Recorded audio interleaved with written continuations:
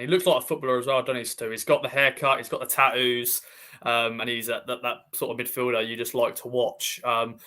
Where do you think he will fit, Stu? Because we know we've got a lot of midfielders. We'll get on to one player who's departed, one of the midfielders who's departed shortly.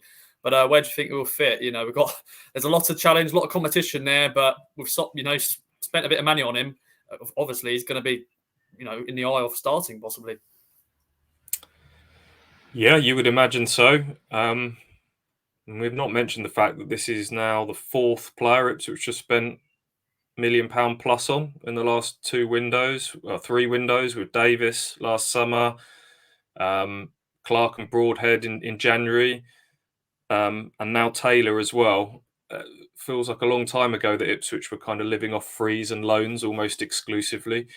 So when you spend that sort of money on a player, you would imagine they're in mind for a starting position. Morsey and Luongo did superbly during the run to promotion. Massimo's obviously got a new 1-year deal. Lee Evans been a bit of a forgotten man, is coming back into it again. So it's going to be interesting to see which two start the opening day of the season. I think Taylor's probably been recruited to add.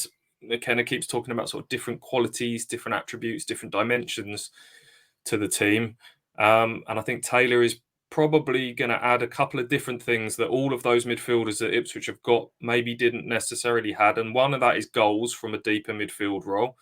There was a time where Morsey looked like he was going to start adding a few goals, but perhaps not his fault because he had to adapt his position, because when Evans was out, I think he had to become more of that sitting midfielder. But I think Taylor is going to add a few more goals from a different area of the pitch.